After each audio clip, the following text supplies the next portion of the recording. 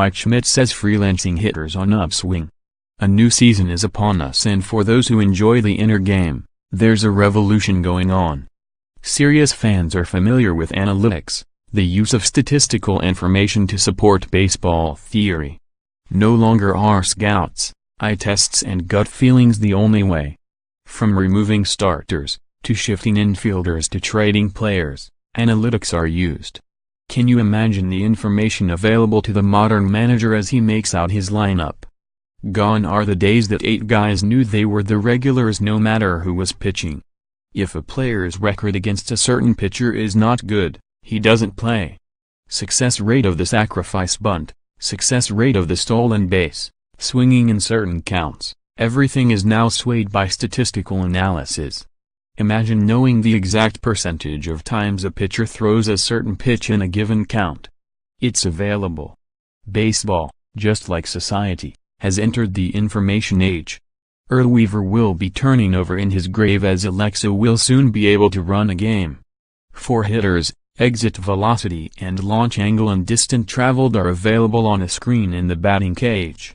In golf, there is the widely used TrackMan. Now baseball has it. From the standpoint of being useful, this information can help a hitter feel different dynamics of the swing. But searching for the optimum launch or exit velocity is useless for most hitters. Where is the line drawn for needing this information? This spring I learned that a slight upward swing plane is the optimum for creating productive contact. More simply put, hitters now want the ball in the air, not on the ground. Here's the first thing you need to know to support this theory. The average Major League fastball arrives at home plate at 85.2 miles per hour on a 6-degree angle of decline. Players today are now coached that a 0-degree plane creates what the pitcher wants, ground balls. Apparently the numbers support that. To be on a level plane with the pitch, the swing would be slightly up. To be on a home run plane, the ideal would be 10 to 20 degrees up through the equator of the ball. This data has convinced several of today's hitters to buy in.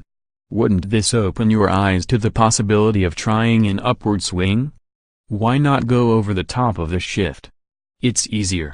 It's natural. It's what you did in Little League or your backyard when Dad tossed you a wiffle ball. You tried to launch it in the air.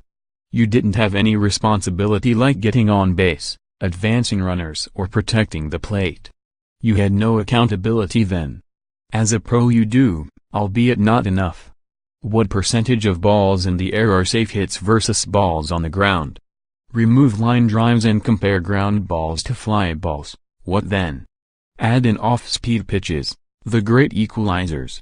And what about hitting a ball with backspin? My experience tells me that can only be done with a descending swing plane. An upward plane creates topspin. Tennis shows us that. Swing up to curl the ball, down to cut or backspin the ball. I call this new approach to hitting freelancing. It's hitters having fun, more of an all-or-nothing approach with little accountability. Home runs and runs scored have gone up over the last 5 years, as have strikeouts. Hitters are facing shifting defenses and high fastballs that increase their chance of making an out. Isn't a hitter's goal to not make an out? Maybe that's old school. Today an out is an out, why not take the risk of a home run and live with the strikeouts? I spent 20 years studying and experimenting with different approaches to hitting. I wrote a book, The Mike Schmidt Study, with many hitting coaches, studying the differences in hitting mechanics. 1. For sure, what the optimum swing plane should be. But I didn't have analytics at my disposal. Would I have changed with this new information? I don't know. All I do know is Henry Aaron, Barry Bonds, Dave Winfield, Gary Sheffield, Al Oliver, Dick Allen and myself, to name a few, swung down to the ball. I became a complete hitter and had my finest days when I eliminated the uppercut. It increased my ability to win the battle with the pitcher, which is the heart of the game. So with small ballparks, loaded bats and the lure of millions for home runs, why not groove the uppercut? Sounds like fun. Fans in the outfield, bring your gloves.